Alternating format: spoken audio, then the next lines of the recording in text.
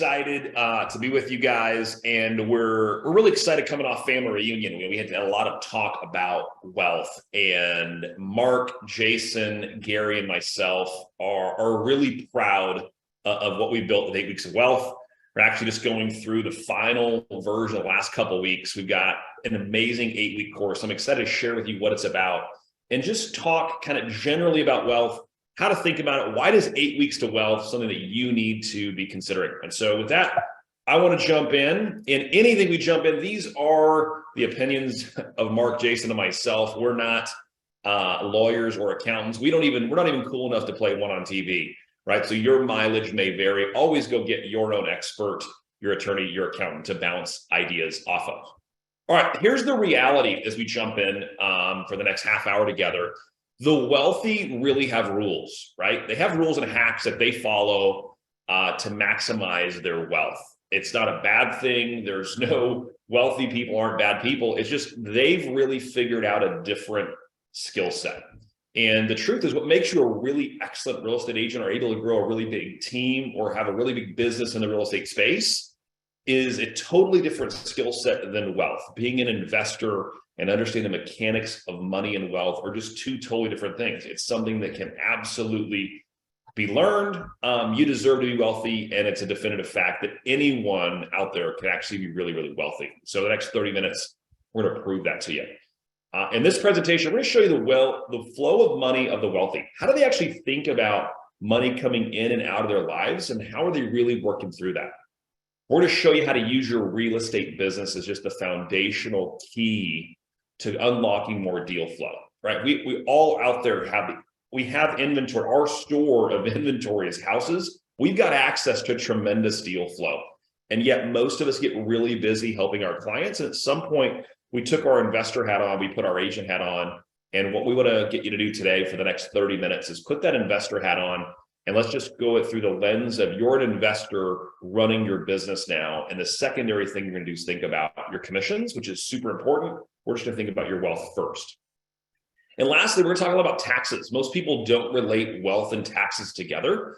And the truth is that every dollar you save in taxes, which just by watching this today, you're going to save hopefully thousands, if not tens of thousands of dollars in taxes. But all of that money you save can immediately be used to go create positive cash flow and to create wealth. It's one of the reasons taxes are a place we usually start, because it's where most people can free up the most money the quickest. So we'll talk a little bit about that as we go through today. There's a picture of three incredibly looking gentlemen there, and we have combined, we've got over 250 properties. It's actually quite a bit more than that.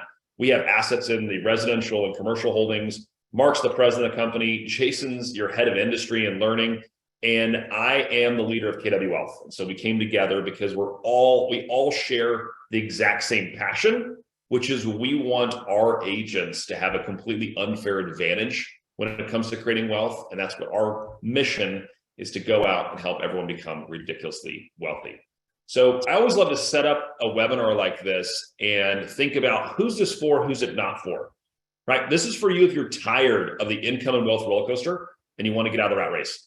It's for you if you know you can do it. You just need the right plan, model, and system, right? Think about that for a minute. I think most people, the reason why most agents, that I believe most agents aren't ridiculously wealthy, is I don't believe they've got a plan they trust, right? Everyone wants to be wealthy, but do you have a plan? Are you checking in systematically to know if you're on or off track, right? The key is a plan, but then it's one that you trust and believe in, knowing it's going to land you at the destination you wanted, right? We all wanted freedom, but will your plan actually get you the freedom?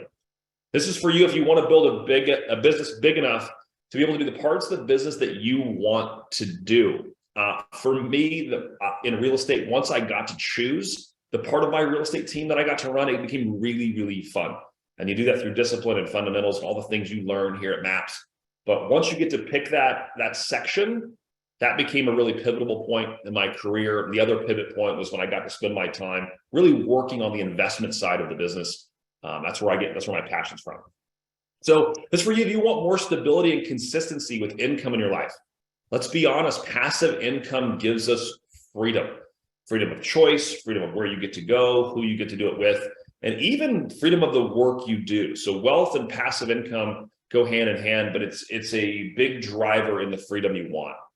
It's for you if you want to learn the hacks that people use to mitigate their tax liability. The wealthy have a plan for that. We'll talk about that. It's for you, you realize you want that more wealth. If you had more wealth, you'd give more time to things you want to be doing. And it's for you if you earn at least the average income in America, which I know everyone on this call does. All right, why is this important right now? Right? It's a long-term game, but I will tell you that shifts offer the biggest possible opportunity out there. I don't know clue what will happen in the next 5 years. I think that there will be buying opportunities in real estate that rival possibly what happened last time. And in order to take advantage of those opportunities, we've got to get your money right today.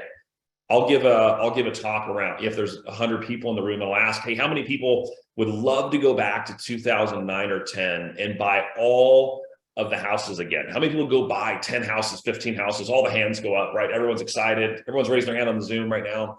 And then I say, okay, cool. I love that. How many of you have the plan right now and have the money to go do it if it happened again? A lot of the hands come down, right? So now is the time to get your plan and get your money right. So when things go on sale, you're armed and ready to go and to take advantage and get your unfair share. All right. When it comes to wealth, you can't afford to wait. We're just showing you some simple math of what it takes to have saved $1 million and what that really looks like. And so just on average returns, we're operating here. But if you're 20 years old, you put away $79 a month, you'll have $1 million by 67, right? At age 30, $215 a month. And at age 60, it's $8,200 a month. So the math just changes. Doesn't matter when you start. There's my guy, Marc, popping in. What's up, Marc? Hello, team. How are you? Good to see you, Brett. Hey, good seeing you. We're just chatting about, we're just jumped in. I was like any great, I was going to say any good warm-up act. I was warming the crowd up for you, man. I know you were doing great. I loved, I was on since your warning. I love the warnings. And I was at a class this morning and someone wouldn't stop talking. And so I got out late and that someone was me, but it's great to see everybody. You know, I love this slide just because it shows you how much more difficult it becomes if you wait to build wealth. Now, it doesn't mean that you can't build wealth. There's lots of examples. We're going to give you some today where you could start today and have wealth tomorrow if you choose to. I think one of the things you said I want to double click on, Brett, because you've helped me personally, is as you build income and build wealth over your lifetime, those of us who didn't come from a wealthy background don't understand all the biggest expenses in our lives. We don't think about taxes as the biggest expense in our life. But this year, Brett, because of learning with you and some of the tactics, I think somewhere around $700,000 in tax savings, my friend.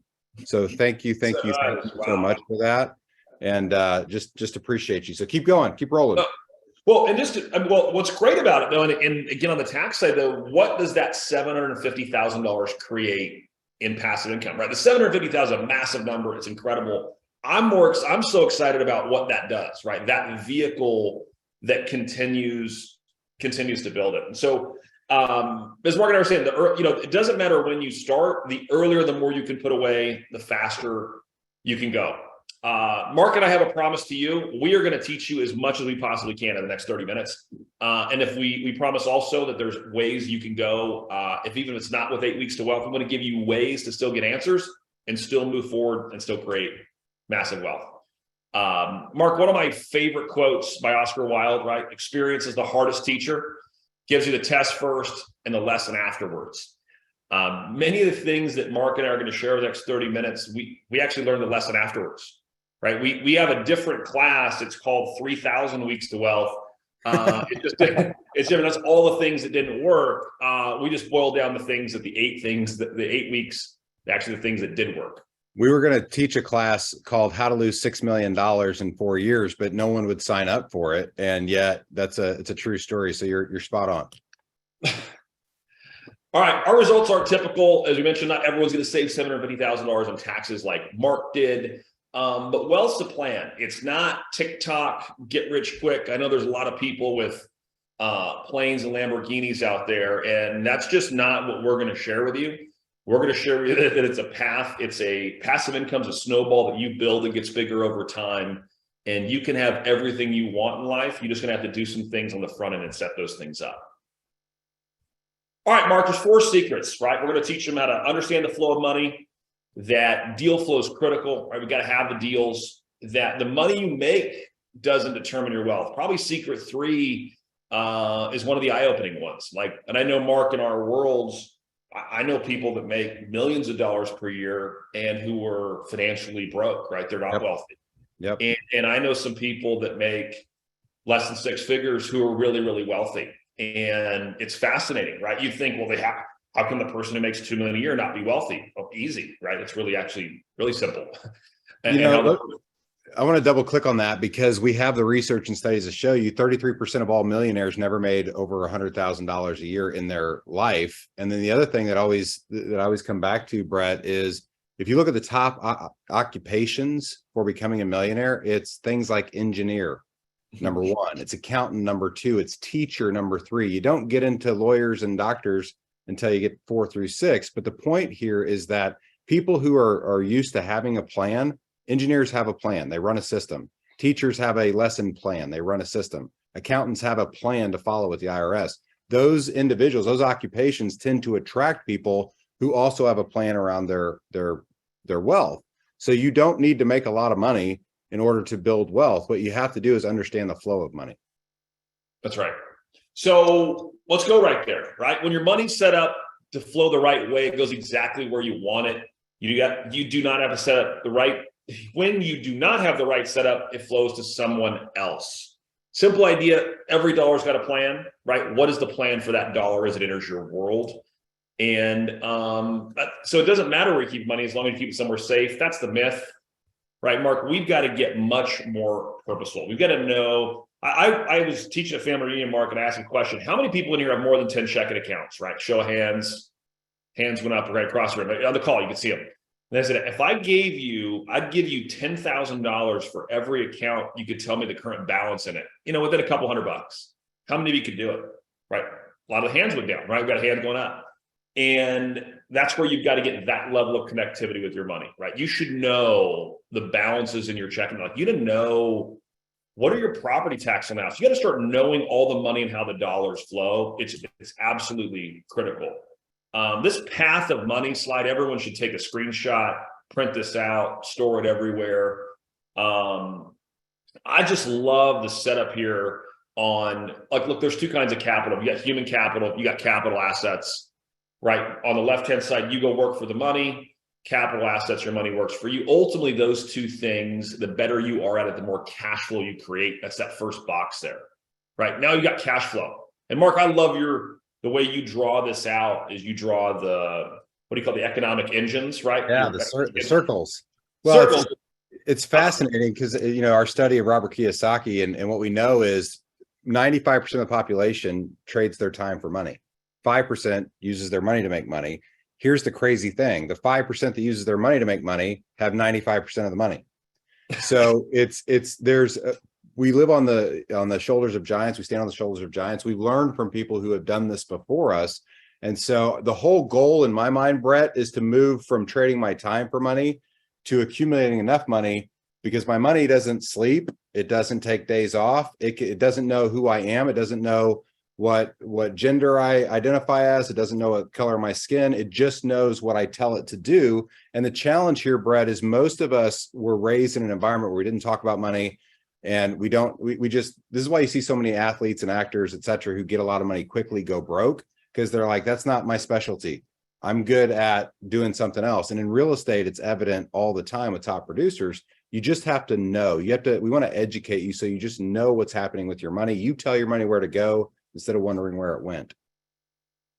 100%. I also think, Mark, we don't realize that there's those two basic ideas of how to invest in real estate, right? I can own the real estate, I can own the business, I can own stuff, right? Or I can lend. And I think that you look at wealth, it's the great marriage of both, but understanding the options and understanding which lever to pull and why, right? Why would you lend in a scenario versus why would you own? And then we kind of outline the two basic positions. But this is the perfect graph that I love Mark's explanation. Right now, you're going to start, everybody starts on that left-hand side at the top, the human capital, right? You're working for money.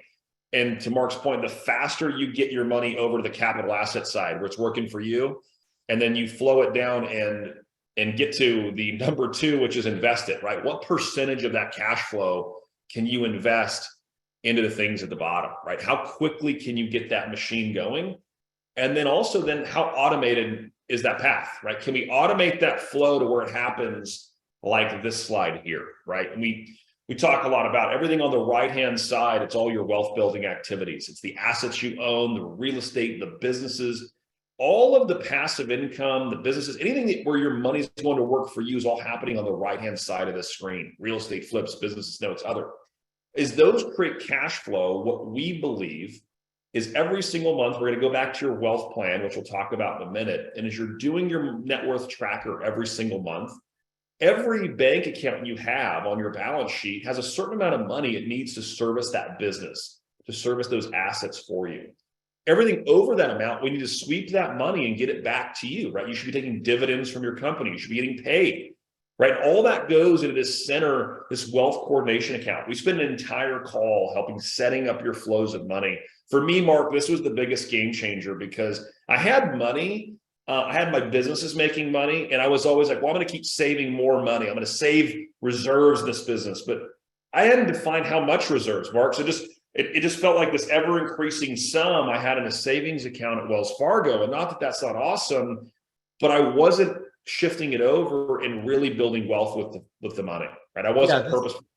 This is such a psychological and emotional challenge. Like this is, it's not, I don't want to lie to anybody and say, this is really easy. Just set this and forget it.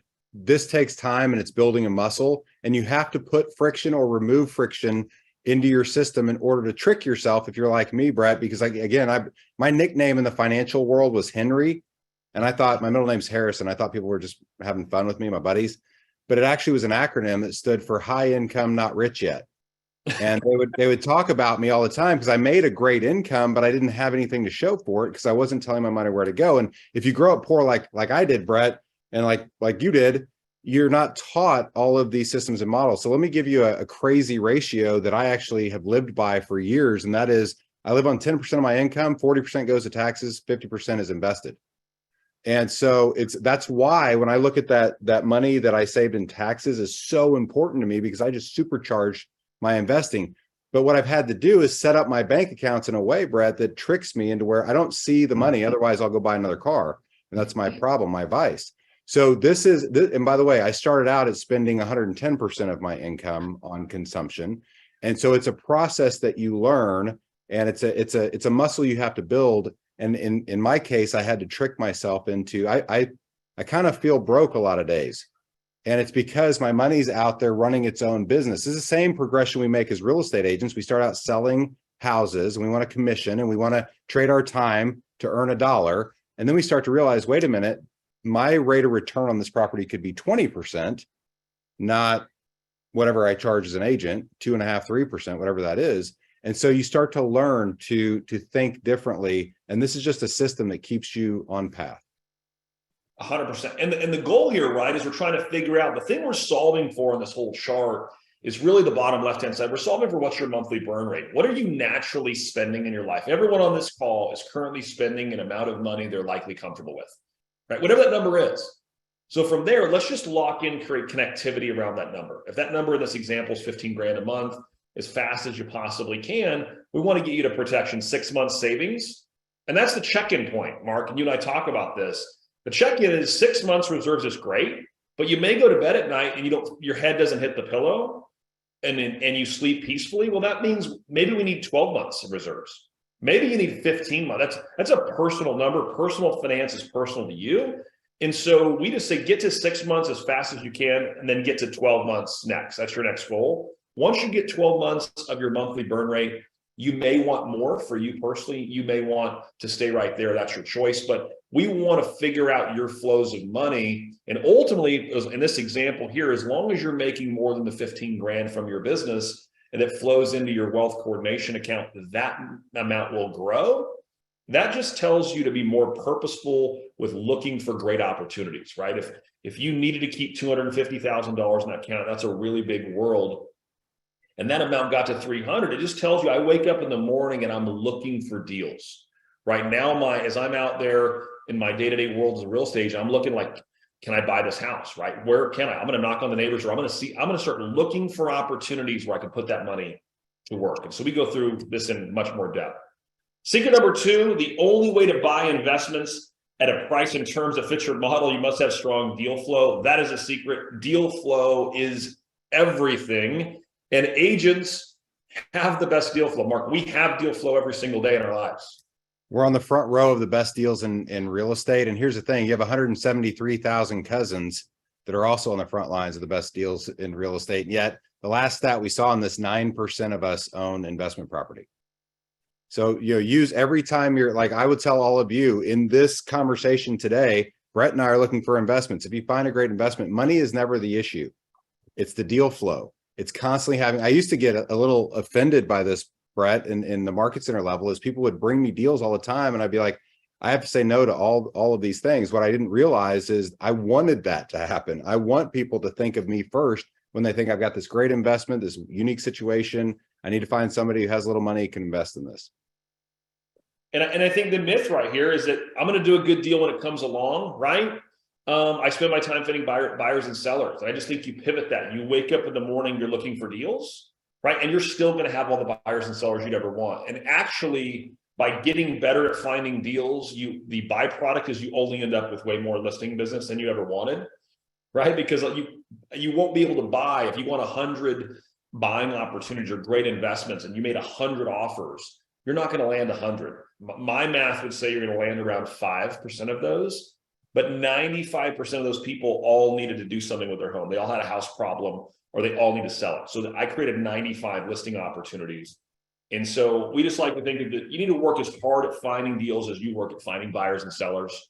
And my always argument is the better you get at finding deals, the better your core business becomes. Let me brag on you, Brett, because last year, if I got the numbers right, you did 219 million in sales. Is that about right? That's dead on. That's right.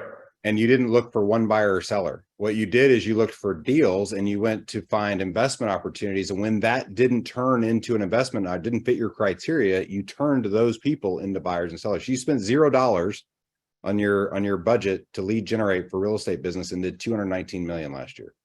On my seller side, we do a little bit on the buyer side. On the seller side, I didn't spend a single dollar on my retail business. Now I spent a lot of money on the investment side of my business to go find deals, but I did not spend, and I still made great money in that business. It was the downstream. Yeah, those leads go create all that opportunity for that $219 million business. And let's be clear, I bought a ton of real estate and it was just fantastic investments, right? From that, right? So it's just a different way of thinking about it, right? So how do you get deal flow, right? First of all, we're going to look at decibel level. We're going to think about some different things as you go out there and look for deals. And what Mark and I are going to tell you to do is you got to go get your model, right? So what is your buy, don't buy when you wake up in the morning in your neighborhood? Are you looking for that 3.2 that's 75% of the average price, sales price in your market? That's got a great cap rates around 7 to 9%. That's block construction, 1,600 square feet. That could be your model. But if that's my model, I go to the marketplace with, I'm just looking, did that deal hit or not hit? But I'm actually looking for stuff that hits my model. And so it's very easy for me to decide to buy or don't buy.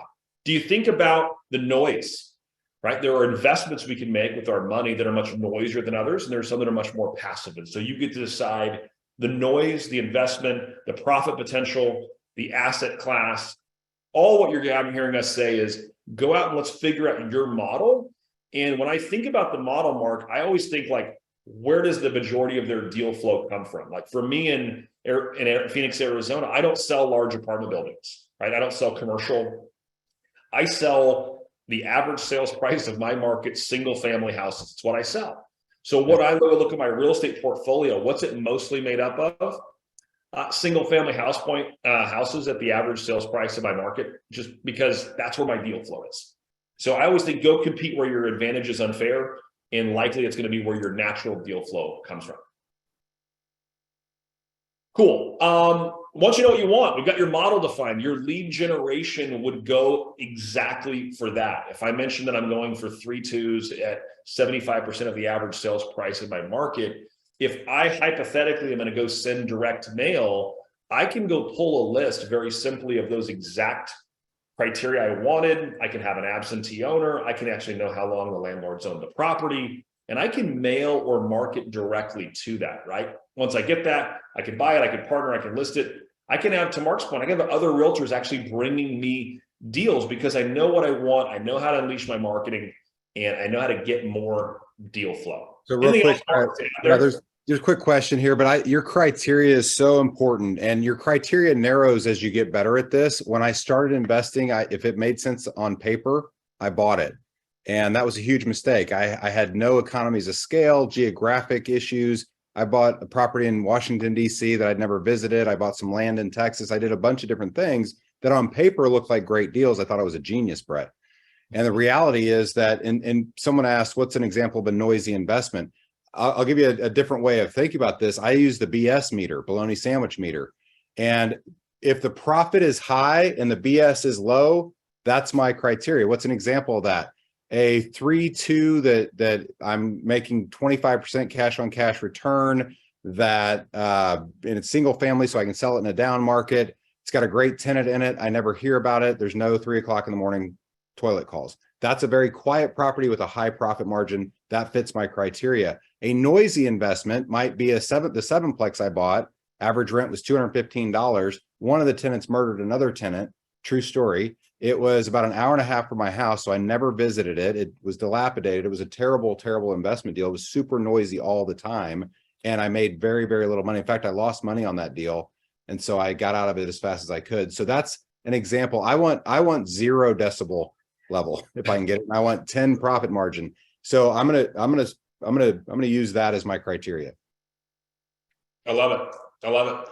All right, number 3, Marc. We talked about taxes. So myth, and we've got to get better at taxes. And the irony when I think about taxes is 10 years ago, Marc. I don't like to brag. I knew nothing about taxes. I knew I didn't like them. I knew I paid more than I should, and I had no idea why. I would always get to the end, and you're flipping to that last page of your return, kind of not looking, going, I hope it's this number. It's always the bigger number. And so I think most of us, the myth is like our accountants will take care of it. The tax code is created and they tell me how it works and I'll just trust them. Truth is your accountant cares deeply about you, but if you're not motivated to save yourself $100,000, why would they be motivated? And so all of us have got to get better at asking questions. Do you go to them and say, hey, listen, I read about this Augusta Rule thing that Marc and Brett taught me. How do I put it in play? Yeah, you made me fire my accountant over this one. And here's why. Accountants are awesome people. They're just like realtors. Not all accountants are created equal. Your accountant is not a tax strategist. When I went to my accountant and asked several of these questions, Brett, he didn't have a great answer for me and didn't really want to dig in. And here's the truth of the matter. There's something like 72,000 pages in the tax code. So they're doing everything they can to keep up with all the tax changes, and they're doing very simple, systematic. They are selling the average sales price at the average time on market. They're the very average agent in most cases. What you need is you need a tax strategist who does this for a living, and it's all they do. And that's where, by the way, it's almost $750,000 came from, was finding someone who actually knew what they were talking about, how to take advantage of accelerated depreciation. I know we're going to have lots of questions on lots of things today we won't have time to get into, but that's why we have this 8 weeks to wealth course. And I love what you said there, Marc. Your accountant is likely not your strategist, right? They're just different people. The accountant's getting the boxes, the numbers on the page in the correct format so you don't break the rules of the IRS. The strategist is saying, hey, Marc, how can we change that number? Let's go dig into there and see if we can change actually that number through legal means. I mean, like, how do we, again, depreciation, can we pull some of that forward, right? Can we push some things out? And so there's really 5 key things we talk about a lot here. We actually show you the different pages. 73,000, Marc, you nailed it. Look at this just ongoing of what's going on with the tax law, right? How it changed over time. And it used to be, in the 40s, 504 pages to 73,000. We don't even have the more recent version. As of 2012, 73,000 pages. So we want to deliver a lot of value for everyone on this call.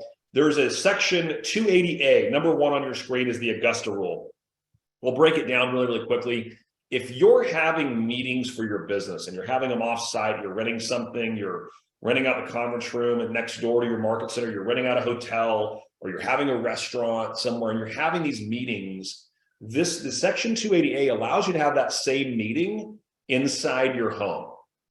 And so you'd create a lease between yourself, Brett Tanner, the human being, would submit an invoice to his business, Ignition Ventures, and say, hey, here's my invoice for 14 days. The way I would go figure out the amount, I'd go to a local hotel in my market, and I'd say, hey, I'm gonna have a meeting here. I need a food and bev. I'm gonna need to have someone bring us in some food throughout the day. We're gonna need a screen, some AV, and we're gonna rent this room for you for the day. What's that cost? They're gonna give you an amount with gratuity and service fee, all that. That total, the argument is you could rent your home to your business for the same price as you could pay that hotel.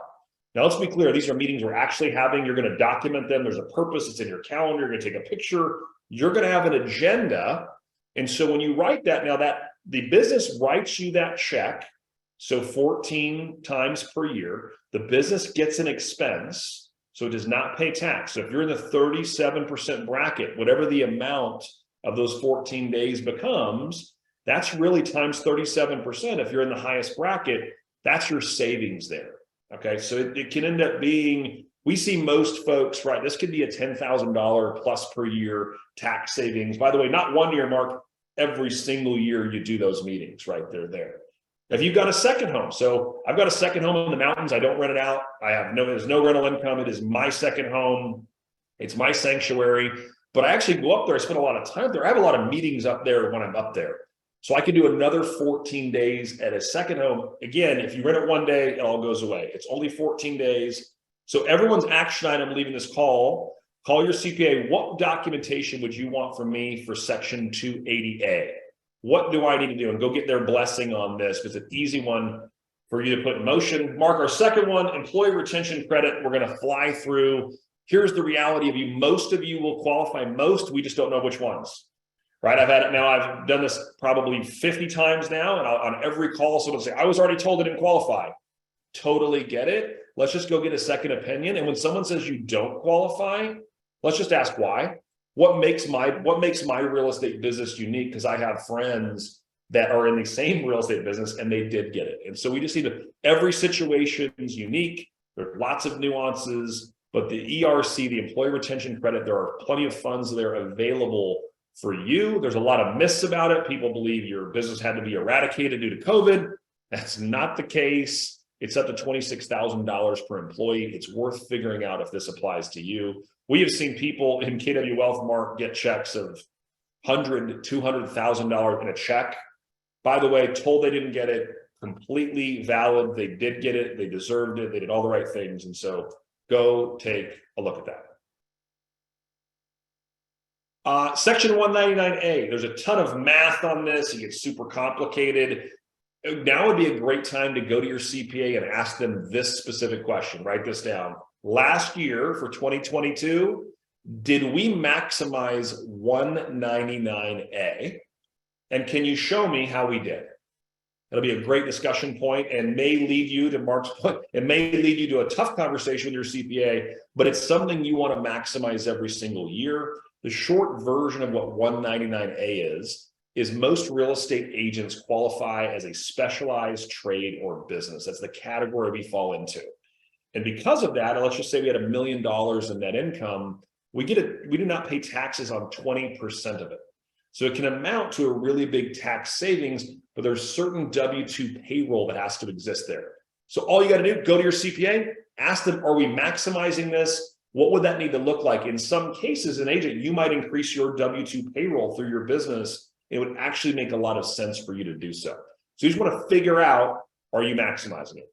Cost segregation, Mark talked about.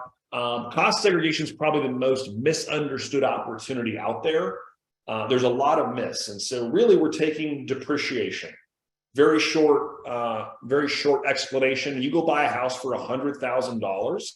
If you do nothing with it, your CPA, like you don't tell them how to allocate it, the CPA is going to say 20% of your purchase price, in this case, $20,000 was land. 80% was building. And that building, if it's residential, you would divide that $80,000 divided by 27.5 years. And that's the amount of depreciation you would take every single year. It's called straight line depreciation. All that cost segregation does is we're going to pull forward some of that. We're going to break the house up into different 5-year, 10-year, and 15-year property. And we're going to take that 80,000 that we will depreciate over those 27 and a half years. We're just going to take a lot of it year one. And there was a tax law change that made it 100% bonus depreciation. And as of this next year, we're at 80%. A lot of math. That was a really technical answer. Here's what it means. On that $100,000 house, you probably would get to write off about $30,000 year one instead of about $4,000. By writing off $30,000, assuming you're in a 37% bracket, that saves you $10,000 in taxes, again, that you could go use to buy or another asset. So cost seg, the companies that we work with that we recommend, they charge you nothing to get a proposal. Go get a free proposal, get with your CPA and ask the question, does this make sense for my situation? You do have to qualify as a professional real estate investor to be not capped on the amount of depreciation you could take. Again, your CPA should know all this and could walk you through how to utilize it. Mark, any other thoughts on cost segregation? Just the quick one, and you mentioned real estate professional. It is something that we'll talk about, we'll teach about. It's a very important concept that most people are not taking advantage of in our industry. But here's why it matters, Brett, is my wife is a real estate professional. And the reason that and I cannot be, because I don't meet the guidelines. I have a W-2 job that is a full-time job, et cetera. There's things that we'll get into. But here's the point of it. It's beautiful because if one of the spouses is a real estate professional, you can actually take active income against passive activity losses. That's just code for saying our joint income now gets the tax benefit of her being a real estate professional, which supercharges your tax savings. It's a huge idea that we'll get deeply into in 8 Weeks to Wealth. And so we talked about there's a criteria to be a real estate professional. You can take a screenshot slide and we'll come back. So our last secret, number 4, those who plan the battle do not battle the plan. You've got to, the myth is it will happen for me. I'm working hard. You got to have a plan. You have a written plan. You've got to have a wealth plan you trust. We teach this whole idea around going out 30 years and coming in with a plan of where your net worth is at least $50 million. That's the minimum we teach at the workshop. And the point is we want you to think really, really big, and then we want you to go and actually build a plan to do it. Where do you got to be this month to be on track for next year, to be on track for some point in the future? But when you really dig into that, Mark, and we've had everyone that's come to the workshop has said the same thing, it's doable. I can do it. And I did some math for the CEO event, and I don't think most people realize if you bought 2 homes at $300,000 and you put 20% down, just 2 homes, and they appreciate at 6%. You could adjust this if you want, up or down. 2 homes at $300,000 bought every year for 30 years is a net worth of $54 million. 2 homes purchased every single year. Right? So let's address the chat, Brad, because people say, what if I don't have 30 years? Here's the thing. 30 years are going to come and go. And you might as well have a plan for 30 years, even if you think you don't have one. I have a 96-year-old grandfather who never dreamed he would still be alive, active, going to the community center every day, driving himself, living on his own. And because I financially support him, he did not build a wealth plan for 30 years at age 66 to be 96 today. I promise you, if it's not for you, it's for your legacy, it's for your children. But if you build it, here's why I love this exercise, Brett. It makes you think bigger and think differently. And if you think you have 1 year to build wealth, there's a path to get there, but you got to start somewhere. And the stat that haunts me, I want to get in real quick right here is 8 hours a month is the average wealthy people spend looking at, studying, planning their wealth. 8 hours a month. People who are not yet wealthy spend 0 hours a month. So could it be as simple as just plugging in and paying attention and learning for 8 hours a month? 8 Weeks to Wealth, we're going to cover half of that for you. So you just got to put in the time on your own plan, and you will suddenly be doing what the wealthy do to have a plan. But don't get caught up in, I'm in my 70s, I don't have 30 years to build wealth. It's about the process and the exercise. What if you did?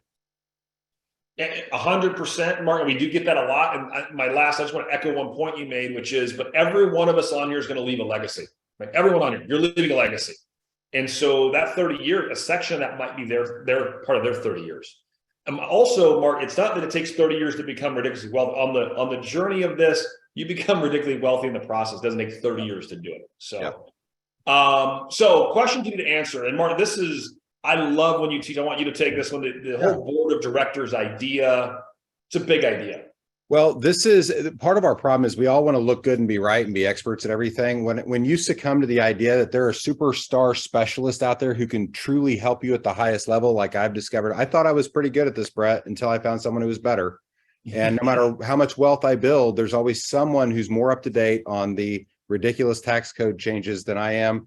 And there's someone who's more up to date on the latest trend, whatever the case. I have a full-time job, but you have to have a board of directors.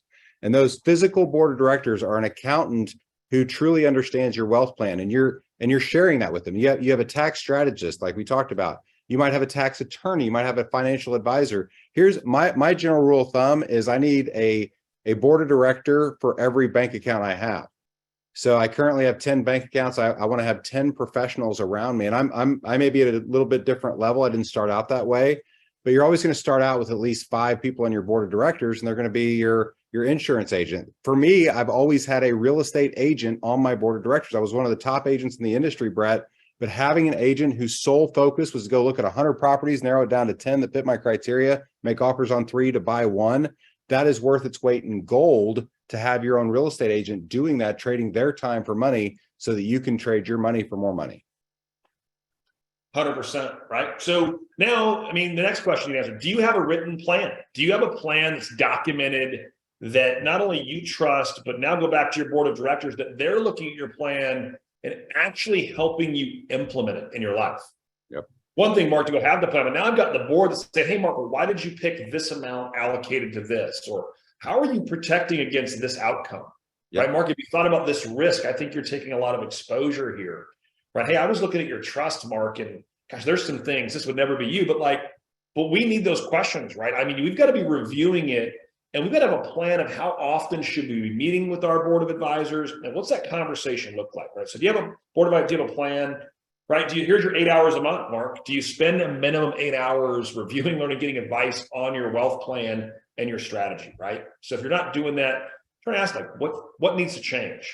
So as we wrap up here, option 1, Mark and I hope have given you some value today. Go out, take what you learn here, put it in play. One of the items in the chat, you can tell Mark and I are beyond passionate, and he and I would just, everyone could drop off this Zoom, and if we both had the time, he and I would spend 4 more hours rapping on ideas and tax and wealth.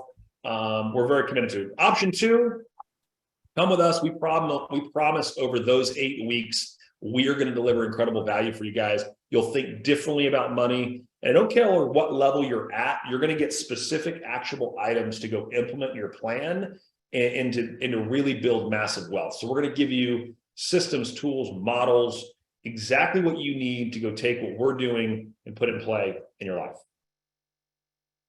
Nothing's better than learning from a living, breathing expert. We both get the advantage of being very, very close with the billionaire in our space who constantly is challenging us and think us think bigger. Gary's a big part of this vision, and there's just nothing better than getting to learn from someone who's definitely been where you want to be and with a bigger life. So 8 weeks to wealth, we'll show you how to do it. It's every single week. It starts actually tomorrow. So you cannot, this is one of those things, Mark, you never say you can wait. You cannot wait on this because it actually starts tomorrow. Yep. It's $395 total. That is only a one-time fee. You can scan the screen. We would love to see all of you on it and help all of you create massive wealth, and it'll make a huge difference. Mark, final thoughts. Final thoughts are this. Everyone thinks that this doesn't apply to them. And ironically, this is one of those areas of life that does apply to each and every one of us. We live in a society, we don't have to get into the fiat currency and all those things, where we have recurring bills. We have to get our passive income. You have to get your passive income above your bills at some point in your life if you ever hope to retire. The problem with that, Brett, is usually we limit our retirement to whatever Social Security is or isn't there.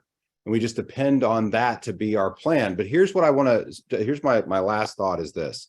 It doesn't matter where you are today. Everyone on this call can build wealth. The challenging statistic that drives me nuts, Brett, is that we all make enough money to be wealthy, yet 3% of us will be. And it's because people either focus on this or they don't. 97% of us don't focus on this. You have to focus on it. This class is what I would call a junior high class. We want to use the analogy. We might all be starting in first grade. We have communities out there that cost nothing. It's just a community to talk about wealth. It's to spend more time on it. We have this class, they're very elementary. This might be a junior high class to really get you kind of accelerated on your path. And then Brett also has an in-person full day workshop. The challenge with that is we can only get about 1,000 people a year through that. And so if we want to hit our vision of 100,000 millionaires in this company by the next 3 years, we're providing opportunities at every level. And this course is as cheap as I could get it to make as little money as possible just to cover our expenses. So our goal here is not to make a bunch of money. I know it's $395. We're going to have this ongoing throughout the year. If this isn't the time for you, if you just can't do it, fine. Brett, don't get mad at me. I'm a terrible salesperson, but I don't want anyone to feel like they're in harm's way by doing this. And all I can tell you is if you take this course and it is not everything you thought it was, it isn't worth $5,000 to you, then you can take it again on me the next time, because I promise you, what you're going to learn. And let me, sorry, I said the last thing. Here's the last thing. As a team leader in my market center, one of the best things I ever did was I brought in my accountant at the time in a different state to meet with all of my cappers. And Brett, do you know that there wasn't one capper who didn't save more in taxes than they spent on their cap in my market center? So in essence, because of that one meeting, they sold real estate for free. And that just launched me into this entire wealth building journey. So that's my thought. You'll get every penny's worth. Well, and to your point, I think that, Mark, I've gone down this road, right? And in all things learning, wealth doesn't matter. And I go to an event, right? Or I go to something like this. I'm looking for the one thing, right? I'm looking for the one idea, to your point, that could save me 10 grand. I'm looking for the one strategy of, I'm going to go look for a certain type of asset. Oh, those are in my market. I know exactly what to look for now, right? Just one idea unlocks unlimited possibilities. And so I'm so excited to do this with you. We'll see you back here tomorrow. Mark, both of us are just, we're not the best salespeople. We're supposed to tell them, everybody web 15, you get 15% off for being here. That's web 15. We would love to see all of you there, and it's going to be a great day. I hope we see every single one of you tomorrow. Appreciate you all. Have a great day. See you guys.